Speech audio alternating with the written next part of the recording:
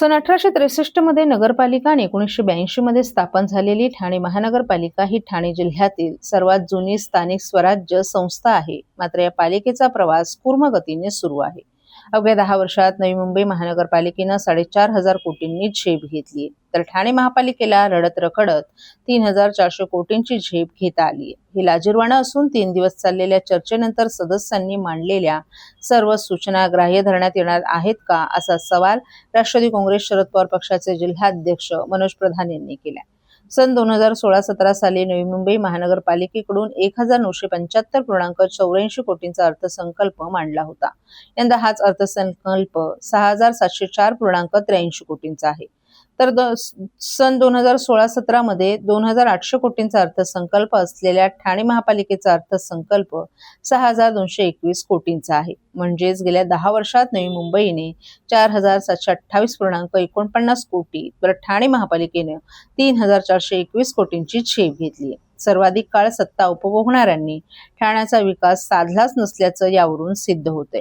ठाणे महानगरपालिकेनंतर तब्बल 10 वर्षांनी स्थापन झालेली नवी मुंबई महानगरपालिकेला एवढी झेप घेता येत असेल तर ठाणे महापालिकेचं हे अपयश नाही का, असा सवाल मनोज प्रधान यांनी उपस्थित केला.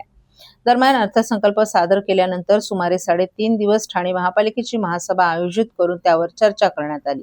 कधी नव्हे ते नवख्या नगरसेवकांनीही अर्थसंकल्पांवर चांगलं भाष्य केलं. शहरातील विविध समस्यांवर नगरसेवकांनी भाष्य केले. या सर्व सूचनांचा समावेश सुधारित अर्थसंकल्पात करण्यात आला पाहिजे.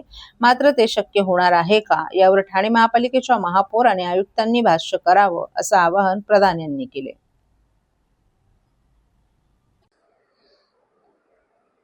एक गोष्ट जी ठाण्याच्या नागरिकांना खऱ्या अर्थाने माहीत नसेल ती आज मला सांगायची आहे की ठाणे महानगरपालिका ही 1982 साली झाली, पण ठाणे नगरपालिका ही देशातली साधारण पहिली 1863 साली झाली.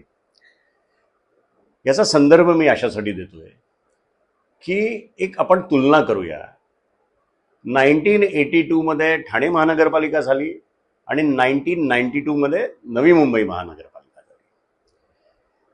तुम्हाला सगळ्यांना ठाऊक आहे की गेले काही दिवस म्हणजे एक रेकॉर्ड या ठाणे महानगरपालिकेने केला की 3 दिवस महासभा चालली आणि अतिशय उत्कृष्ट अशा सूचना आमच्या सगळ्या तरुण नगरसेवकांनी, नवीन नगरसेवकांनी, तसेच अनुभवी नगरसेवकांनी दिल्या.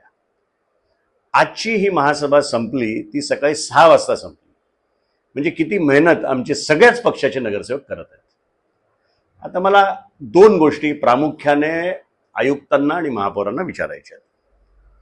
पहिले, तुम्ही जे बजेट 6,200 कोटी रुपयाचं दिलं आणि त्याच्यानंतर ज्या सूचना आमच्या नगरसेवकांनी मांडल्या, त्याच्यावर अभ्यास केलं, चांगली मांडणी केली, 3-3 दिवस बोलले, त्या सूचनांची काही अंमलबजावणी या ठिकाणी होणार आहे की नाही, हा एक. दुसरं, आज मी सकाळी पेपर वाचला तर बघितलं की नवी मुंबईनी आज त्यांचं बजेट सादर झालं, ते 6,700 कोटीच्या घरात गेला, 6,728 कोटी.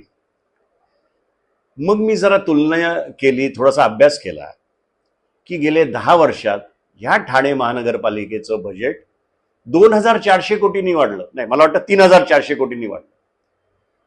आणि त्याच कालावधीत नवी मुंबईचं बजेट 4,700 कोटींनी वाढलं. म्हणजे मला असं वाटतं की कुठेतरी ठाणे महानगरपालिकेचं प्रशासन कमी पडतंय. ज्या वेगाने आपण वाढायला पाहिजे होतं आपलं बजेट, त्या पद्धतीने वाढत नाही. दुसरं, जर तुलना या 2 महानगरपालिकांची करायची झाली तर आपलं पॉप्युलेशन हे नवी मुंबईपेक्षा किमान 10 लाखांनी जास्ती आहे. आणि असं असताना पर कॅपिटा जर म्हटलं तर ते आपल्या किती पुढे आहेत ह्याच्यावरनं तुम्हाला कळेल. म्हणून मी आपल्या माध्यमातून प्रशासनाला सांगतोय की थोडा जोर तुम्ही आवकावर द्या, थोडा ग्राउंडवर आणखीन काम करा, जेणेकरून आम्हाला देखील वाटेल की ठाणे महानगरपालिका चांगलं काम करते.